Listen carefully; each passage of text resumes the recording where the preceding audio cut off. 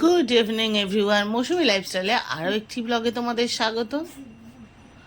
আর বুঝতেই পারছো, তোমাদের বলেছিলাম আজকে মিঠির নাচের প্রোগ্রাম, তো ওকে মাম সাজানো শুরু করেছে। তো সাজাতে লাগুক, আর তোমাদের দাদা 3 দিন পরে আজকে বাড়ি এসেছে, সাজাতে লাগুক। আর চলো, ফাইনাল লুক অবশ্যই তোমাদের সাথে শেয়ার করবো। তো আজ তো সকাল থেকে শুরু করিনি ব্লগ, তার কারণ ইচ্ছা ছিল সন্ধ্যাবেলা মিঠির প্রোগ্রামটা দেখাবো, মিঠির সাজ দেখাবো, সেটা একটা কারণ ছিল। আর সারাটা দিন আজকে শুয়ে বসেই কেটেছে। কাল রাত্রেবেলা না ঠিক করে ঘুম হয়নি, কি জানি কীরকম যেন একটা ভয় ভয় করছে, বুকের মধ্যে কাঁপছে, কীরকম একটা অস্বস্তি হচ্ছিল। কাল সারা রাত বসেই কাটিয়েছি। ইনফ্যাক্ট বলতে পারো ভোর হলো কি করে আমি বসে বসে দেখলাম। যখনই শুচ্ছি তখনই বুকের মধ্যে কেমন কাঁপছে, ঘুমাতে পারছি না, অস্বস্তি হচ্ছিল একটা। এখন সেটা বাড়িতে আমরা 3 জনে ছিলাম বলে হোক বা যে কোনো কারণেই হোক, ঘুম আসছিল না। তাই দেখো 3 দিন পরে। শুভ চতুর্থী না আজকে, শুভ শারদীয়া সবাইকে, সবাই ভালো কাটান পুজো। শুভ চতুর্থী আছে। তো এসে বসে বসে খবর দেখছে। তো সেই সারাটা দিন ঘুমানোর চেষ্টা করলাম, কিন্তু ঘুমালাম হয়তো 15 মিনিট বাদে না আবার ঘুমটা ভেঙে গেল, কেমন যেন ধর্মর করে উঠে বসছি। কি জানি এরকম কেন একটা অস্বস্তি হচ্ছে শরীরের মধ্যে, বুকের মধ্যে, বুঝতে পারছি না। তোমরা চোখ মুখ দেখে বুঝতে পারছো খুব অস্বস্তি হচ্ছে আমার একটা। তো যাই হোক, দুপুরবেলা তো দেখাবো কি, আর ভালো লাগছিল না কিছু। দুপুরে ওই রাইস কুকারের মধ্যে একটু চাল, ডাল, আলু, একেবারে পেঁয়াজ কুচিয়ে এইসব দিয়েছি, ওর মধ্যে একটু খিচুড়ি বানিয়ে নিয়েছিলাম। তো ওটাই দুপুরে খাওয়া হয়েছে। এখন যাব চা করতে। তো চলো আগে চা করে আসি। 3 দিন ধরে এক গ্যাস ছাড়া এই রাইস কুকারের মধ্যে চলছে, কি বিচ্ছিরি পরিস্থিতি। গ্যাসও দিচ্ছে না, এদিকে বুক করা হয়েছে শনিবারে, আজকে সোমবার, এখনো গ্যাস দেয়নি। চা বসালাম, তার রাইস কুকারটা বারবার মাজছি আর কাজ করছি, কি করব বলো। চা বসিয়েছি, অনেক দিন বাদে আবার 2 কাপ চা বসালাম। বিরক্ত লাগছে আর ভালো লাগছে না। কাল যদি গ্যাস না দেয় ভীষণ বিপদে পড়ে যাব। কালকে তো ডায়ালিসিস আছে আবার। এবার ওরা তো পারবে না, আমি তো রাইস কুকারে তবু কোনো রকমে মানে ম্যানেজ করে নিচ্ছি। এবার রাত্রেবেলা এতে কি করে রান্না করে রেখে যাবো? এইটুকু রাইস কুকারে যে রান্না করে রাখবো, সে রান্না কি খাওয়া যাবে? চা পাতাটা দিয়ে নিই। এগুলো দেখেছো কতটা লম্বা লম্বা? একটা কাঁচের বয়ামের মধ্যে রেখে দিয়েছি, আর এখানে অল্প একটু রেখেছি, কারণ কাঁচের বয়ামের মধ্যে রাখলে অনেক দিন ভালো থাকবে। অনেকটা চা পাতা এনেছি, তো কাঁচের বয়ামে না রাখলে চাটা ভালো থাকবে না, সেই জন্য কাঁচের বয়ামে বেশিরভাগটা তুলে রেখে দিয়েছি। আর এখানে অল্প অল্প করে ঢেলে নিচ্ছি, এই অল্প ঢেলেছি। এটা শেষ হতো অল্প, কি লিকার চায়ের তো অল্প ফ্লেভার তো অল্পই লাগে না। এটা শেষ হবে তবে আবার ওখান থেকে একটু একটু করে ঢালবো। তবে চাটা কিন্তু খুব সুন্দর। দেখো মিঠির মেকআপ কমপ্লিট। মিঠি দেখামো একটু দিকায়। তোমাদের অ্যানুয়াল প্রোগ্রামে দেখিয়েছিলাম ওর লুকসটা, সেই সেম লুকই করেছে। 2টো নাচ করবে, আমরা তোমাকে দেখাবো। ও এখন ওর বাবার সাথে বেরোবে, ওর বাবার সাথে এখন বেরিয়ে যাবে, আর আমি আর মাম পেছনে আসছি। ওর বাবাকে নিয়ে যাক, পাড়ায় তো। এবার মাম ওর মেকআপের জিনিসপত্র গোছাবে। মাম বললো ওইভাবে রেখে আমি যাব না। তাহলে ঠিক আছে, তুই গুছিয়ে নে, তারপরে তুই আর আমি যাই। ও তাহলে ওর বাবার সাথে এখন চলে যাবে। আর প্রোগ্রাম শুরু হতে 8:30 তো বাজবেই, তার আগে তো হবেই না। আমাদের বাড়ি আর একটা মেয়েও নাচ করবে, মানে আমার ভাসুরের মেয়ে, আমার জ্যাঠতো ভাসুরের মেয়ে। ও অনেক বড় কলেজে পড়ে। তা মামায়ের কাছে শুনলাম ওদেরকে 8টায় যেতে বলেছে, আর মিঠিদের 7টায় যেতে বলেছে। অতএব সব বাচ্চা এক জায়গায় না হলে তো শুরু হবে না। এরা ছোটো, জানে টাইম এলোমেলো হবে, তাই এদের আগে যেতে বলেছে। আর তো বেরিয়ে পড়েছি মাম আর আমি, আমরা দুজনে। আর আজকে মামকে দেখো কি মিষ্টি লাগছে। মাম একটু তাকা মা। মাম কিছুতেই সাজতে চায় না। এই বয়সে একটু সুন্দর সেজে গুজে থাকবে তা না, ও সাজাতে ভালোবাসে, ও নিজে সাজতে ভালোবাসে না। তো যাই হোক, সামনে তোমাদের দাদা যাচ্ছে, মিঠিকে আগে রেখে আবার আমাদের নিতে এসেছিল। আসলে যে ক্লাবে পুজো হচ্ছে সেই ক্লাবটা আমাদের পাড়ায়, একদমই ঘরের পাশে।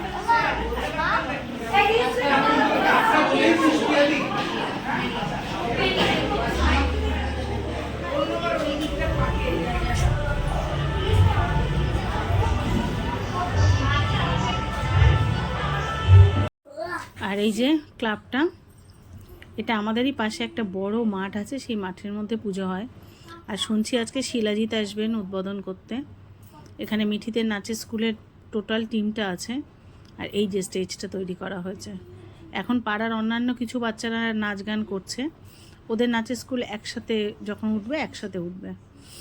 তো এই তা চলো একটুখানি আগে ঠাকুরটা দেখে আসি। এটা কিন্তু সুন্দর করেছে না, ওই স্টেজটা বেশ বড়ই করেছে। ছোট স্টেজ হলে একটু প্রোগ্রাম করতে প্রবলেম হয়। আর প্রচুর এখানে চেয়ার দিয়েছে। আর দেখো এই প্যান্ডেলটা কিন্তু পঞ্চদুর্গা হয়, এদের প্রতি বছরই পঞ্চদুর্গা থিমে করে। আর তোমাদের দাদা এসে এখানটায় দাঁড়িয়ে আছে, আর আমি মিঠিকে নিয়ে গ্রিন রুমে ছিলাম, ওখানটায় সব বাচ্চাদের বসিয়ে রেখেছে। আর মায়ের দেখেছে সোলার সাজে কি সুন্দর লাগছে, ভীষণ সুন্দর লাগছে। তো ভাবলাম তোমাদের সাথেও শেয়ার করি, আজকে চতুর্থীর দিনে মায়ের মুখ দেখতে পেলাম। আর এখানে মাটির ঘণ্টা, মাটির হাঁড়ি এগুলো দিয়ে করেছে। ওপরটাও খুব সুন্দর, কটনের সমস্ত আর কি কাপড় দিয়ে করেছে। বেশ সুন্দর, থিমটা খুব সুন্দর, খুব সাধারণ একটা প্যান্ডেল, অথচ বেশ ছিমছাম সুন্দর। তো এই এবার আমি আবার গ্রিন রুমে যাব, কারণ ওখানে মিঠি রয়েছে, মাঝে মাঝে ওখানে যাচ্ছি আসছি। আর মা আমার ওর বাবা এখানে চেয়ার নিয়ে বসে আছে। তো ভাবলাম মায়ের মুখটা একটু দেখে নিই, কতদিন মা, ওই 1 বছর বাদে মায়ের দেখা না, খুব সুন্দর। হ্যাঁ, এটা মাঝখানে পঞ্চচালা। আর এই যে সব বসে আছে, প্রোগ্রাম হচ্ছে অলরেডি, এখানে গান টান চলছে এখন, মিঠিদেরটা এখনও শুরু হয়নি, ওরা এখনও গ্রিন রুমে আছে। আর স্যার এবার ওদেরকে ডাকতে বললো। আর তোমরা চেনো মনে হয়, এটা মিঠির দিদি, মানে আমার জ্যাঠতো ভাসুরের মেয়ে। তো ওরা 2 বোনে ছবি তুলছে, আর মা ওদেরকে ছবি তুলে দিচ্ছে, দুজনেই সেজে গুজে আছে। তো মামাইও ওই নাচের স্কুলেই নাচ শেখে, তো মামাইও সেজেছে। মামও শিখতো, কিন্তু মাম যেহেতু এখন সামনে উচ্চ মাধ্যমিক, মাম এই মুহূর্তে বন্ধ করেছে কয়েক মাসের জন্য। আর এই যে মিঠিদের প্রোগ্রাম শুরু হয়ে গেছে। মিঠি তো একবারই, মানে 2টো নাচ আছে মিঠির, একবার আর ড্রেস চেঞ্জ করতে হবে না, একবারেই যা পোশাক পরার পরে নিয়েছে। আর চতুর্থের দিন তো এমনিও ঠাকুর দেখা হয় না, এরকম পাড়ার মধ্যে একটু প্রোগ্রাম হলে বাচ্চারাও আনন্দ করতে পারে, আবার নিজেদেরও একটু ঘর থেকে বাইরে বেরোনো হয়। এখন জানি না কত রাত অবধি চলবে প্রোগ্রামটা, রাত্রে প্রোগ্রাম শেষ হবে, তবে যাব আর কি বাড়ির দিকে। যাওয়ার সময় আমাদের পাড়ায় বেশ কতগুলো সুন্দর সুন্দর প্যান্ডেল হয়, যদি 2-1টা দেখতে পারি তো দেখবো, নাহলে সোজা যাব। আসলে তোমরা তো জানোই কতদিন ধরে গ্যাস নেই, রান্নার চাপও নেই, কী আর করি, এখানে বসে বসে বাচ্চাদের প্রোগ্রাম দেখি। আর অপেক্ষা করছি কখন শিলাজিৎ আসবে, একটু সামনে থেকে দেখে যাব। তবে যখন ভদ্রলোক এলেন, এত ভালো এত ভালো, মিঠি তো ওনার কোলেই চেপে চড়ে বসলো, ওনার কোলে গিয়ে মিঠি বসে বসে ছবি তুলেছে। সেই ছবি আমি তোমাদের সাথে থাম্বনেলে শেয়ার করেছি, তোমরা খেয়াল করেছো হয়তো। এত সুন্দর বাচ্চাদেরকে কোলের মধ্যে নিয়ে নিচ্ছেন, মানে একদম মনে হচ্ছে যেন কত পরিচিত। আর মিঠিকে জিজ্ঞাসা করেছে, বলো তো আমার নাম কি, ও তো নামই ভুলে গেছে। যাই হোক, ও শিলাজিতের সাথে, ও এই নাচটা শিলাজিতের সামনে হয়নি, এই নাচটা হওয়ার পরে উনি এসেছেন, কিন্তু একটা প্রোগ্রাম কিন্তু শিলাজিতের সামনেই ও করতে পেরেছে। তো উনিও ওর প্রোগ্রাম দেখলো, এটাও একটা বিশাল পাওনা না, এত বড় একজন। এই যে দেখো এসে গেছে, মাঝখানে আবার প্রোগ্রামটা একটু বন্ধ রাখা হলো, এই যে মিঠি আর ওর বাবা গেছিলো গল্প করতে, তো মাঝখানটা প্রোগ্রামটা বন্ধ রেখে ওনাকে সংবর্ধনা দেওয়া হলো। আর এই যে উনি বসে আছেন, এবার মিঠিদের আবার একটা নাচ আছে। তো এত বড় একজন আর্টিস্টের সামনে পারফর্ম করা, আর ওই যে উনি বসে আছেন না, উনি হচ্ছেন একটা ব্যান্ডের ওনার, উনি আমাদের পাড়ায় থাকেন, ওনার ব্যান্ডের নাম হলো ফকিরা। উনি আগে আমাদের পাড়ায় ভাড়া থাকতেন, কিন্তু খুব রিসেন্টলি উনি ভাড়া ছেড়ে উনি নিজে ফ্ল্যাট কিনেছেন, এবং সেটাও খুবই কাছে। তো পাড়ার লোকেরা রিকোয়েস্ট করে, উনি শিলাজিৎকে নিয়ে এসেছেন। তো এটাও ওদের কাছে, ছোট ছোট বাচ্চাগুলোর কাছে একটা বড় পাওনা না, এত বড় বড় আর্টিস্টের সামনে পারফর্ম করা। তো সেটা দেখে উনি খুব আনন্দ পেয়েছেন, বাচ্চাগুলোকে ওই জন্য খুব আনন্দ করে জড়িয়ে ধরেছেন, তাদের সাথে ছবি তুলেছেন, তাদের কাছে জানতে চেয়েছেন তাদের নাম কি, তারা কি শেখে। তো এটাই ওদের কাছে, ছোট ছোট বাচ্চাগুলোর কাছে এটাই একটা বড় ইন্সপিরেশন। আর পাড়ায় কিন্তু দেখো সব প্রচুর মানুষজন রয়েছে। তো যাই হোক, এটা শেষ হয়ে গেলে এবার এখান থেকে বেরোনোর পালা। আর এইটা হয়েছে আমাদের এখানে সেন্ট্রাল ক্লাবে, কি সুন্দর আলপনাটা দেখেছো বাইরে। এবার কিন্তু এই সেন্ট্রাল ক্লাবের প্রোগ্রামটা খুবই ভালো হয়েছে। সনাতন দিন্দা আর্টিস্ট শিল্পী আছেন না, উনি এই প্যান্ডেলটা থিম করেছেন, যেখানে থিমের মানে বিষয়বস্তু ছিল তিলোত্তমা। আর ওনার এখানের প্রথম কনসেপ্ট, উনি এখনও পর্যন্ত যত দেবী মূর্তি করেছেন কোথাও উনি অস্ত্র দেননি। এই প্রথম উনি দেবী মূর্তিকে অস্ত্র দান করেছেন। তার একটাই কারণ যে মেয়েদের হাতে এবার অস্ত্র তুলে নিতে হবে। এবং এত ভালো ওনার কনসেপ্টটা ছিল, তোমাদেরকে আমি থাম্বনেলে দেখিয়েছি মায়ের ছবিটা, যে কি সুন্দর মায়ের মানে মূর্তিটা হয়েছে। যে একজন শিল্পী, তার প্রতিবাদের ভাষা ছিল মায়ের হাতে অস্ত্র তুলে দেওয়া। যে শিল্পী কোনোদিনই, যিনি ছিলেন এতটাই সফট, কোনোদিনই মায়ের হাতে অস্ত্র দেননি, দিয়েছেন ফুল, সেই শিল্পী প্রথমে মায়ের হাতে অস্ত্র তুলে দিয়েছেন। তো যাই হোক, ভীষণ ভালো লাগলো। আর যেহেতু আজকে চতুর্থীর দিন, বেশ ফাঁকাই ছিল, তা ভাবলাম চলো একটু দেখেই যাই। আর এটাও আমাদের পাড়ার মধ্যেই হয়েছে, তো এটা দেখেই বাড়ি চলে যাবো। আর রাস্তায় যেতে যেতে একটা দুটো ছোট ছোট মানে পাড়ার ওই কয়েকটা ঘর মিলে যে প্যান্ডেলগুলো করে সেরকম কয়েকটা আছে, তো এই দুটোই মেন, ওই যেটাই মিঠি প্রোগ্রাম করলো ওই একটা, আর এই একটাই বড় দুটো দেখলাম। পাশে আরও দুটো তিনটে হয়েছে, এবার বাঘাজোর তিনটেও খুব সুন্দর হয়েছে শুনলাম। তোমাদের দাদা বলছিল দেখতে যাবে, কিন্তু এখন বেশ রাত হয়ে গেছে, আর আমার না খুব একটা এনার্জিও নেই, পারবো না এতক্ষণ ধরে মানে ঘুরে ঘুরে দেখার ক্ষমতা আমার নেই। প্রতি বছরের মতো এবার পারবো না। আর এখানে দেখেছো মায়ের মানে দেবীর বুকে সিংহের মূর্তি, সিংহের মুখ, মানে মাকে কি মানে মেসেজটা কি দিচ্ছে। তো বাড়িতে চলে এসেছি, এখন রাত 11:30। তোমাদের তো দেখালাম আসার সময় দুটো প্যান্ডেল ঘুরে এলাম।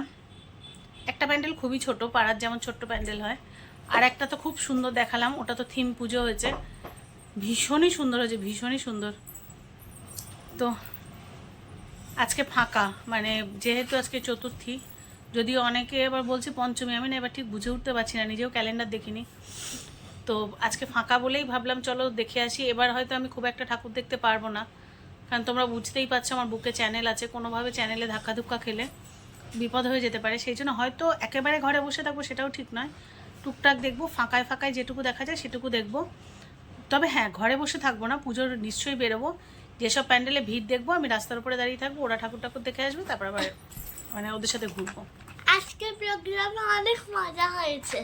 আর আসার সময় বাপি আমার দিদিভাইকে ঘুগনি খাইয়েছে, আর রাস্তা আস্তে আস্তে এটা কিনে গিয়েছে রেড প্যান। তো ভাবলাম যে চলো, তোমরা অনেকেই একটা প্রশ্ন জিজ্ঞাসা করেছো যে আমার ঘরে অক্সিজেন সিলিন্ডার থাকে কি না। আগের দিনও জিজ্ঞাসা করেছিল দু একজন বন্ধু, আবার কালকে সম্ভবত কালকেও কিছু কমেন্টস এসেছে। তা ভাবলাম অতগুলো তো সবারটা লিখে লিখে আলাদা করে বলা যায় না, তবুও বলেছি, আমি রিপ্লাই দিয়েছি, কিন্তু ইন জেনারেল রিপ্লাইটা এখানে দিই না। আমার ঘরে অক্সিজেন সিলিন্ডার থাকে না, তার বেসিক কতগুলো কারণ আছে। প্রথমত আমার এখনও শ্বাসকষ্টের তেমন কোনো সমস্যা শুরু হয়নি। শ্বাসকষ্ট হয়েছিল যেবার নিউমোনিয়া হয়েছিল, তখন আমি নিউমোনাইজার মেশিন কিনেছিলাম এবং নিউমোনাইজার দিতাম। আর মানে অক্সিজেন সিলিন্ডার এই কারণেই রাখা হয় না, কারণ আমাদের খুব কাছে একটা ক্লাব আছে যেখানে অক্সিজেন সিলিন্ডার চাইলেই পাওয়া যায়, এটা গেল মানে 1 নম্বর। আর সবচেয়ে মেইন ইস্যু যেটা, আমার হসপিটাল আমার বাড়ি থেকে 10 মিনিট মানে 10 মিনিট দূরত্বে। আমি যে ইনস্টিটিউট থেকে, যে কিডনি ইনস্টিটিউট থেকে ডায়ালিসিস নিই, আমার বাড়ি থেকে 10 মিনিট। অতএব আমার যদি শ্বাসকষ্ট হয় বা তেমন কোনো এমার্জেন্সি ক্রিয়েট হয়, তো বাড়িতে সিলিন্ডার দিয়ে ফেলে আমার বাড়ির লোক রাখবে না, আমাকে সোজা হসপিটালাইজ করবে। তো সেই জন্য অক্সিজেন সিলিন্ডার রাখার প্রয়োজন হয়নি এখনও অবধি। আর তোমরা সবাই কম বেশি জানো যে আমি ভীষণ প্রাণায়াম করি, যাতে শ্বাস প্রশ্বাসের সমস্যাটা মানে কম থাকে। তবে হ্যাঁ, এত কিছুর পরেও তো বলা যায় না যে আমাদের মতো পেশেন্টের শ্বাসকষ্ট কখনোই হবে না।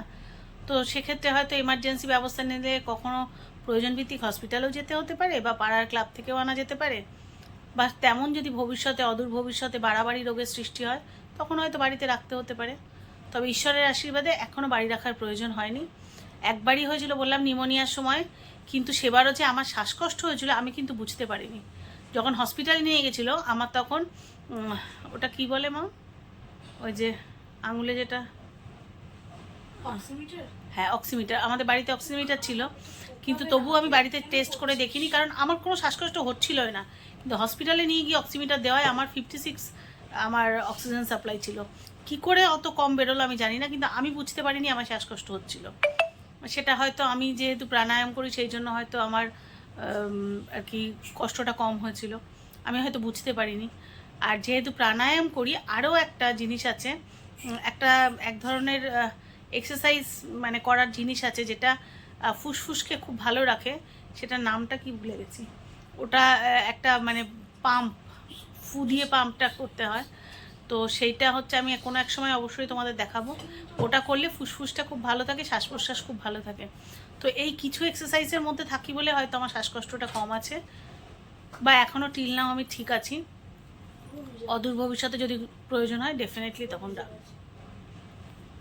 তো যাই হোক, রাত অনেক হয়েছে, কাল সকালে আবার আমার ডায়ালিসিস আছে।